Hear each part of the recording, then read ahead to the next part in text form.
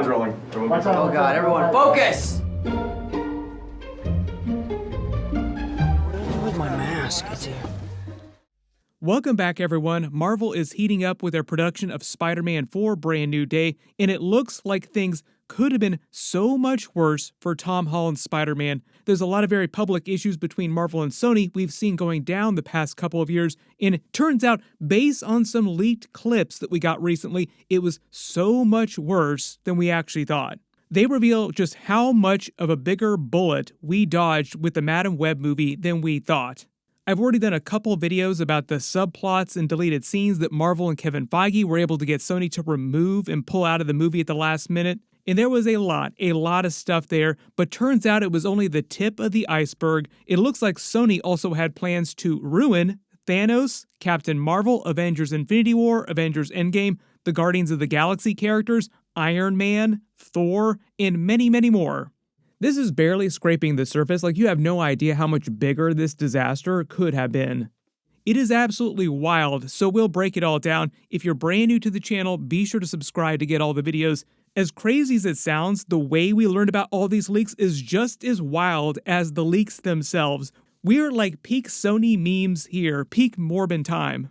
If you didn't see the leaks recently, just a little while ago, there were actually some Reddit posts where somebody actually found some buried popcorn buckets that Sony made for the Madam Web movie. So apparently this actually made it far enough into production that merchandise was being made for this. Like popcorn buckets were made full of Daily Bugle headlines featuring so many crazy MCU Marvel tie-ins. So it gives you an idea for how deep wanted to connect Madam Web and their Sony Marvel universe with the MCU. It goes way beyond just trying to connect the Venom character and cross him over like during Spider-Man No Way Home in that post-credit scene, all the Null God of Symbiote stuff. Like we've heard about that, but this goes way beyond that.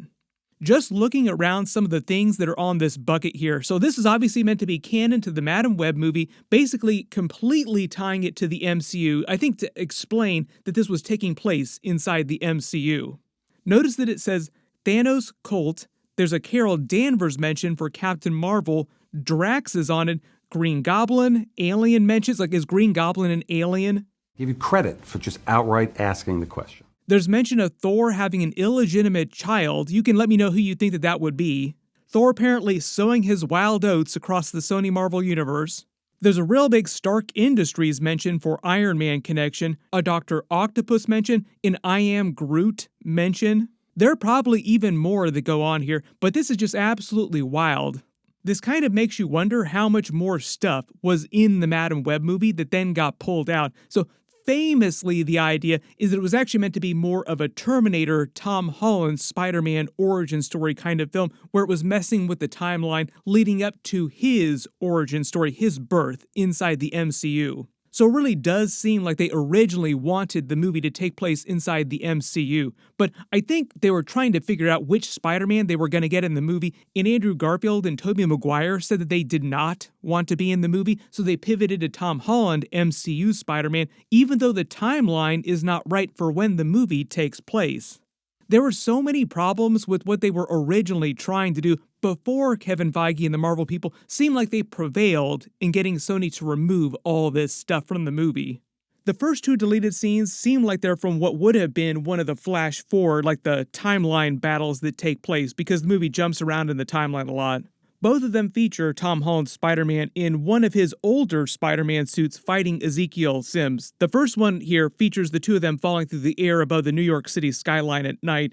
Here's the thing, notice that Tom Holland is wearing his old Steve Ditko-looking Spider-Man suit, they call it the advanced suit, from Spider-Man Far From Home. You can tell from the smaller Spider-Man symbol on his chest. The new suit is like a total redesign, making it more like the traditional Spider-Man red and blue he got back at the beginning of the Amazing Spider-Man run, combined with aspects of Tobey Maguire's and Andrew Garfield's Spider-Man suits, including his new larger Spider-Man symbol. The new suit also has way less Stark tech baked into it. They haven't revealed what they're going to be calling that behind the scenes because they give actual names to each of the different suits, but you can think of it as a more ground-level Spider-Man, friendly neighborhood Spider-Man suit.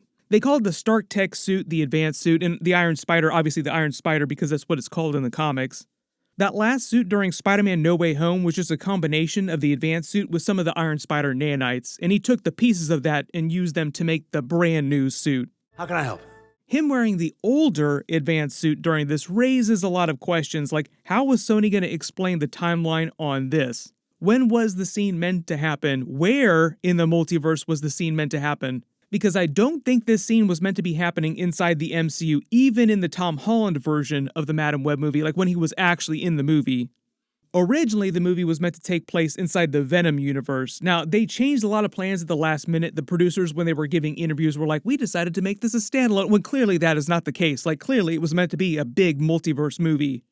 Originally, it was part of a larger plan. Sony had to, I won't say steal the Tom Holland Spider-Man from Marvel, more like hijack him and backdoor all the Venom universe movies, like all these Spider-Man spin-off movies, Morbius, Madam Web, into the larger MCU. Like a bigger version of the Spider-Man No Way Home post-credit scene with Venom if Tom Holland had shown up in that scene with Tom Hardy. Here's where I think this Tom Holland scene was meant to take place in the timeline.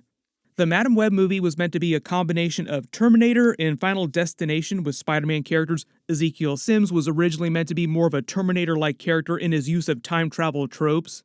In the final version of the movie, the way they explained this was that he would have visions of potential futures through the web of life and destiny from the comics. He was perceiving timelines the way that Madam Web perceives timelines. This was the way they visualized the actual web of life and destiny in the movie. They talked more about it during Spider-Man Across the Spider-Verse. It's just a way of visualizing the multiverse. That's why it looks just like Loki's multiverse tree of timelines. In a beautiful web of life and destiny. The spider bite gave Ezekiel Sims and Madam Web through her mother, tangentially, the ability to see those possible futures through the web of life and destiny. One of the major changes they made during the filming of the movie was to delete all these Spider-Man references, all these scenes, including the Tom Holland stuff. And it sounds like when Ezekiel Sims was perceiving his possible futures, like he was having the flash forwards, the nightmares, he was also meant to see Tom Holland's Spider-Man in this scene fighting and killing him.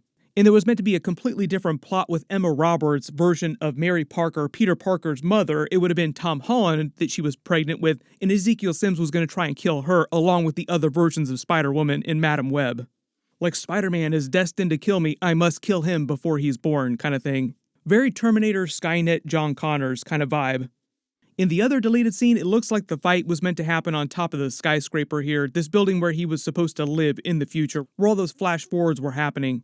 Also where the versions of Spider-Woman killed him. Even though they're not depicted in these scenes with Tom Holland, they were also probably meant to be inside this building when this fight was going down.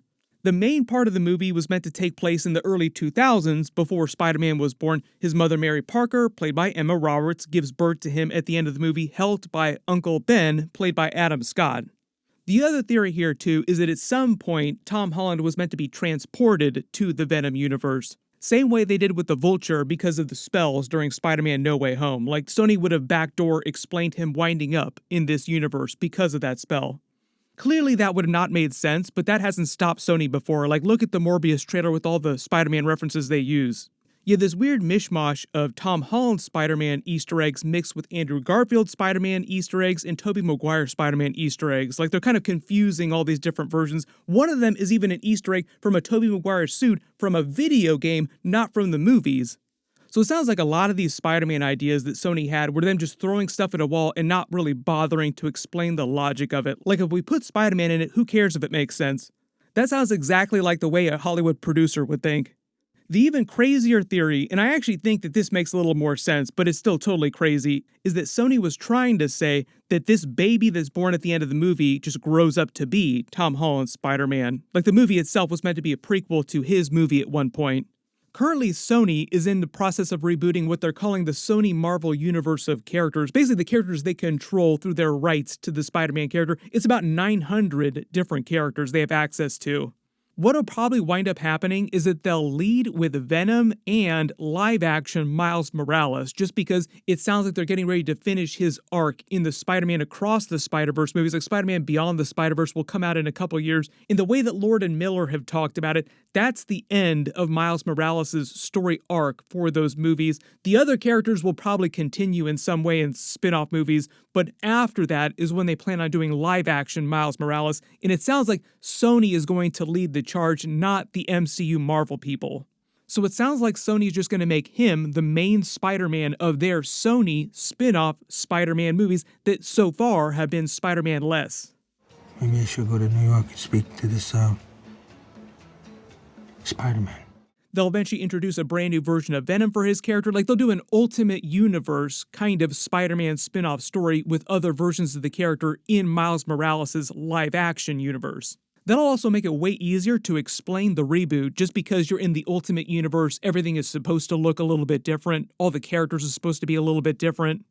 We might still see Tom Hardy during Avengers Secret Wars in some small kind of cameo scene. He said that they were originally going to do a Tom Holland live-action crossover, but it got killed by studios arguing with each other back and forth behind the scenes. So for a while, they were actually going to do that Spider-Man vs. Venom movie.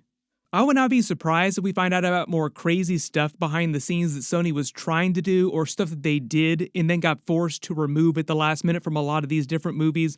Personally, I will be happy to see them just kind of wipe the slate clean so we can forget about these last several years. There were a couple bright spots, like a couple things they did that were pretty decent, but I would be totally fine with them just completely starting fresh with brand new creative and hopefully some really good creatives driving the ship.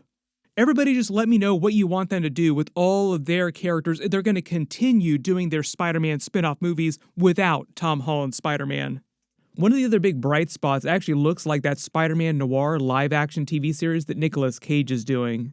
I've already done a video for that leaked trailer. Click here for that, and click here for all my brand new Spider-Man Brand New Day videos. Thank you so much for watching, and I'll see you guys in the next one.